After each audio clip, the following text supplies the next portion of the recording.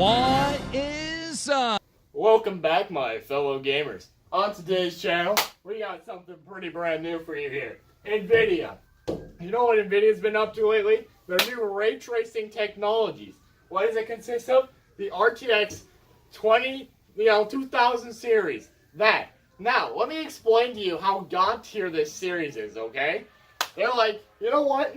Because we can't actually invent anything new, let's come out with the same graphics card, but say it has a new technology. What is this new technology, you may be asking, fellow gamer? Well, I can explain this to you just right now, okay? It is ray tracing. That's what the R is for, because in case you're stupid and you can't tell the difference between GTX and RTX and, like, you know, the different numbers, they're like, oh, let me just make it an R for ray tracing, right?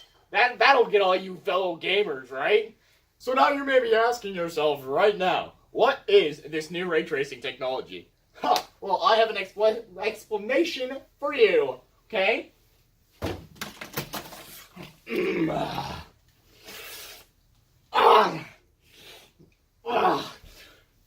Ray tracing! Oh my goodness. Boy, would I love to explain ray tracing. Guess what? It's the exact same technology we've had for years. Except now, it's like more amplified. So, those lights that you see, you know how my face is super dark right now? I actually did this on purpose to demonstrate ray tracing to you. Okay? This is what ray tracing does. It makes the lights just, everything's darker. Wow! You can turn down the brightness on your game and make the light brighter. That's exactly why I did this, because ray tracing is just so amazing. Isn't that wonderful? That's why I wanted to bring you this horrendous lighting today. Because that's what ray tracing is. Horrendous lighting with a $200 price tag.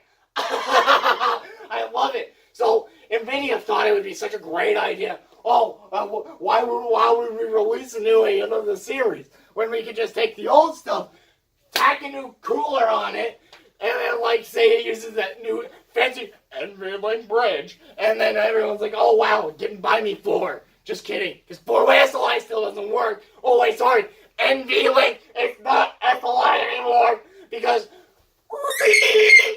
So, I mean, how stupid do they think we are? Oh, we slapped a new cooler on it.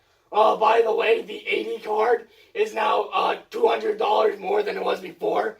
And, yeah, that's right. Last year it was already overpriced.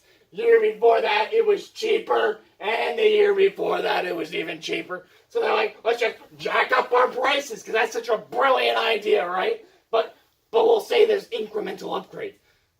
That's not how this works, okay? If the price to performance is still terrible, then it doesn't matter. Also, the 2080 Ti is completely irrelevant, because the 2080 basically takes the spot of the 1080 Ti, but the 2080 Ti, or the 2080 is still much, much more expensive than a 1080 Ti. The 1080 Ti is actually, you can buy one for like $650, while the 2080 costs a cool $800. Now you might be asking yourself, oh, I have to be getting something for that $150 I spent, right? No, you know what you get? You get like the fancy new cooler, which isn't even new. It's just like bigger and beefier, and it really doesn't contribute anything to your performance that liquid cooling wouldn't do. And besides, if you're spending $150 on this, you could probably just buy liquid cooling, and it would look nicer, and you would actually get better performance. Because remember, the 2080 still only has 8 gigs of VRAM. But it's DDR6. DDR6. No one cares if it's DDR6. There is no performance gain between DDR5 and DDR6. Like, I'm sure there is a difference, but it's not enough to justify $150. All this stuff that they're coming out with doesn't justify spending $150 more on a graphics card. Now I hear you. You're like, oh, if you're already buying a high-end card, prices don't really matter, right?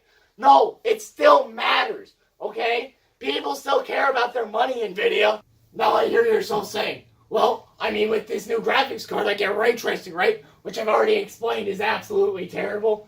It contributes nothing, except for the fact that it just works. Now, you're saying to yourself, I get ray tracing. You know, what's the newest, most brand newest technology, duh. Why wouldn't you want amazing ray tracing on all of your games. How much of your life would you not want to have had ray tracing in? Okay? Yes, you've heard the memes, and I'm sure they're dead by now, but I don't care, because the point still stands. And ray tracing is not worth the price that they're sticking on it. It's a ray tracing tax.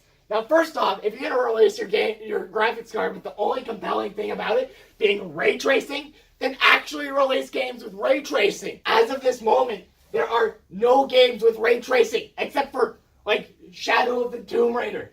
And that's one! Now, you're probably wondering to yourself, like, oh, you know, why did NVIDIA release this then? Like, what's the point of releasing all these new cards? Now, every 2 years, it's been tradition that NVIDIA releases a new lineup of graphics cards, which, they kept true. But I would rather wait another year and actually get a performance increase, okay? I get nothing with this. What did I gain from this? Nothing. Absolutely nothing, NVIDIA.